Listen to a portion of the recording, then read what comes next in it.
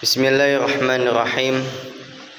Assalamualaikum warahmatullahi wabarakatuh. Hamdan wa syukran lillah wa salatan wa salaman ala rasulillah Nabiyyina Muhammad ibn Abdillah wa ala ahlihi wa sahbihi wa mawalah wa la hawla wa la quwwata illa billah. Rabbi shrah li sadri wa yassir li amri wahlul 'uqdatam min lisani yafqahu qawli. Allahumma anfa'na bima 'allamtana wa 'allimna ma yanfa'una wa zidna 'ilman warzuqna fahman. Amin ya rabbal alamin. Taib, alhamdulillah kita ketemu lagi di perjumpaan hari ini untuk membahas kembali terkait tentang al-hadisul yaumi. Artinya apa tuh Bang al-hadisul yaumi? Artinya adalah hadis harian. Kenapa ini diadakan? Karena tujuannya yang pertama untuk mempelajari hadis. Ya, karena topiknya hadis, al-hadis al-yaumi, hadis harian, maka tujuan yang pertama mempelajari hadis, ya.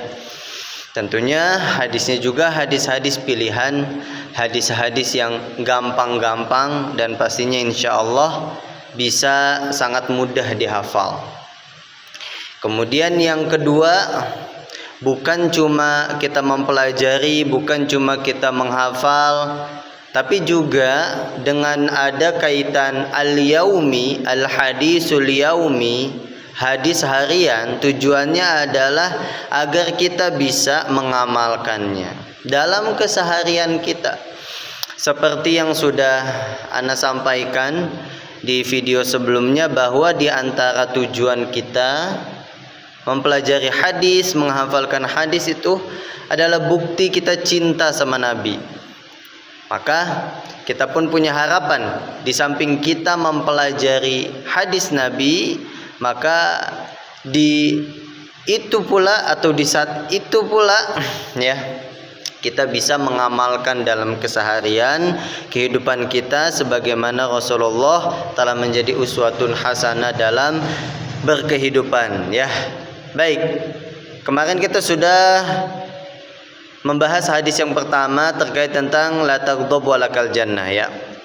Sekarang hadis yang kedua.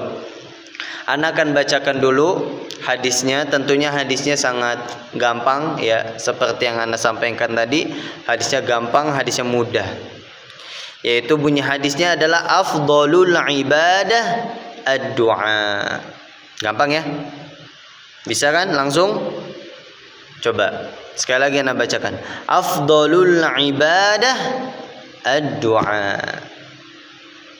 Oke? Sip. Sekarang bersama-sama. 1, 2, 3. Afdhalul ibadah ad-du'a. Alhamdulillah. Ana yakin antum semua pasti udah hafal, ya. Langsung hafal. Nih hadisnya mudah. Hadis ini diriwayatkan oleh Al-Hakim dalam sahihnya, Sahihul Jami', nomor hadis 1122, ya. Taib.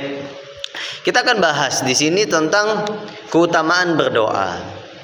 Tentunya dari topiknya aja hadis ini udah langsung mereminder kita bahwa aktivitas doa ini jangan-jangan sudah lama kita tinggalkan, ya. Kita boleh menjaga sholat kita, kita boleh menjaga bacaan Quran kita, tapi kita jangan lupakan doa. Tapi bukannya, Bang, pertanyaannya semua jenis ibadah itu adalah doa. Udah, jangan ngeles mulu lo mah, ya. Doa nggak usah diartikan banyak-banyak deh.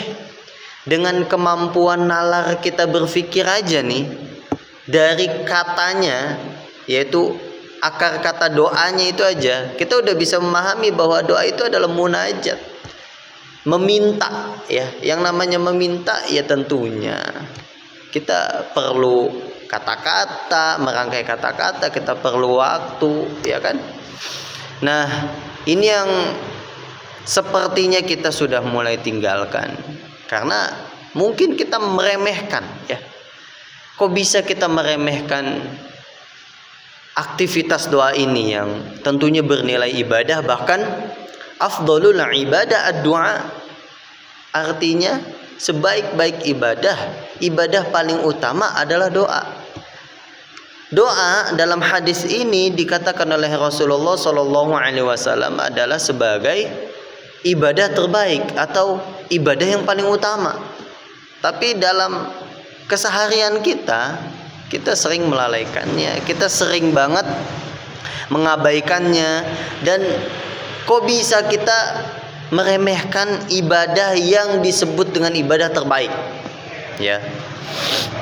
Dalam hadis yang lain pun Rasulullah bersabda bahwasannya ad-du'a silahul mu'min. Doa itu adalah senjatanya orang yang beriman. Maka membuktikan bahwa orang yang berdoa adalah orang yang kuat karena dia punya senjata, kan gitu analoginya. Dan kita tentunya dengan berdoa kepada Allah menunjukkan bahwa kita butuh Allah ya. Sekarang gini dah, kita pada biasanya itu butuh sama Allah dikala sulit aja ya. Nggak adil harus kita katakan itu kepada diri kita masing-masing. Nggak adil. Masa di saat nggak enak doang kita kembali kepada Allah, nangis-nangis dalam doa kita. Terus itu salah bang? Enggak salah, itu adalah sesuatu yang bagus. Hanya saja gini ya, ada istilah, kita coba beralih sedikit aja beralihnya biar agak mikir gitu. Ada istilah yang baru-baru kemarin itu sempat viral, yaitu adalah istilah mokondo ya kan. Apa jangan-jangan antum semua pelakunya? Secara garis besarnya mokondo itu adalah pengen enaknya doang kan. Di saat udah nggak enaknya gitu, di saat lagi sulit ya udah pergi kayak gitu. Ini jangan sampai ada di diri kita sebagai orang yang beriman. Kita cuma pada saat lagi butuhnya, pada saat lagi pengennya doang baru kita doa ya. Ayo kita bertadabur dong dengan satu ayat yang selalu kita baca dalam sholat kita. Gimana mau tadabur ayat, sholat aja kagak? Iya. Ayat itu berbunyi iyyaka na'budu wa iyyaka nasta'in. Itu kan kita baca mulu dalam sholat kita. Ayat ini terkait apa? Terkait doa. Nah itu udah doa bang. Tuh kan lu mah ngeles mulu. Udah kagak usah ngeles. Kenapa adanya ayat itu yang selalu kita baca? Artinya ayolah sempatkan untuk berdoa sama Allah ya. Bil khususnya dengan doa-doa pilihan yang diajarkan oleh Nabi. Antum pada atau kita semua rindu nggak sih masa-masa dimana kita waktu zaman TPA kita bisa menghafal banyak doa bangun tidur, doa mau ke WC, doa mau keluar masjid, doa mau pergi ke masjid, doa mau safar. Kita bisa hafal semua itu. Sekarang pertanyaannya kemana hafalan itu? Justru itu adalah langkah yang baik di saat kita masih kecil belia, di zaman TPA dulu ya, kita masih suci belum punya dosa gitu. Kita punya hafalan doa yang banyak itu tujuannya untuk diamalkan sekarang, bukan diapalin kemarin dilupain sekarang ya. Sekarang Anda tanya, mungkin antum masih hafal ya doa bangun tidur, doa masuk WC, apalagi keluar WC, doa mau makan, mungkin masih hafal, tapi masih hafal, bukan dipraktekin. Sesimpel itu aja dulu deh dengan doa-doa itu.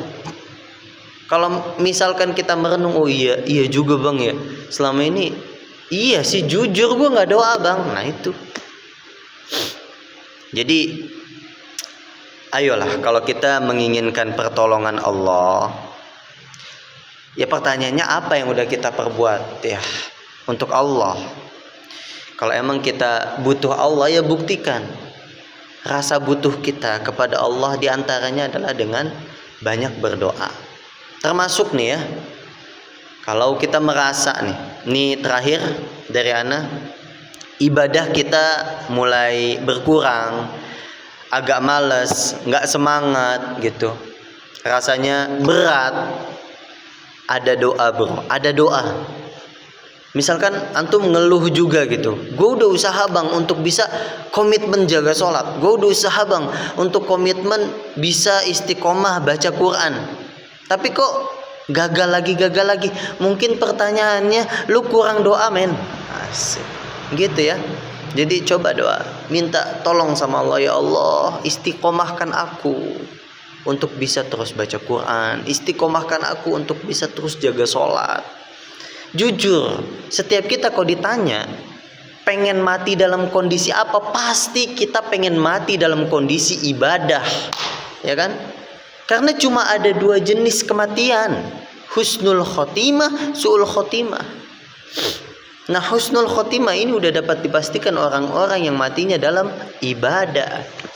Dan seorang mukmin itu 24 jamnya mengamalkan ayat wa ma khalaqtul jinna wal insa illa liya'budun. 24 jamnya itu adalah ibadah. Dan bagaimana bisa kita katakan 24 jam ibadah? Ya dengan doa tadi. Itu Rasulullah dalam keseharian 24 jamnya itu kan doa. Ya kan? Setiap hari kita masuk WC ada doanya. Ibadah tuh ibadah terbaik lagi. Setiap hari kita mau keluar rumah buat bekerja, buat ke kampus, mau kemanapun itu ada doanya. Ibadah ya. Jadi sekali lagi, la tatruk ad-du'a. Udah jangan tinggalkan doa. Pokoknya sekarang apapun yang menjadi permasalahan antum lagi masalah mau menaikkan kualitas ibadah tapi nggak bisa, doa. Antum merasakan kesulitan, doa. Ataupun lagi dalam kondisi senang, doalah. Ya. Tapi sallallahu ala sayyidina wa maulana Muhammad, subhanakallahumma bihamdika asyhadu an la ilaha illa anta astaghfiruka wa atubu ilaik. Wassalamu alaikum warahmatullahi wabarakatuh.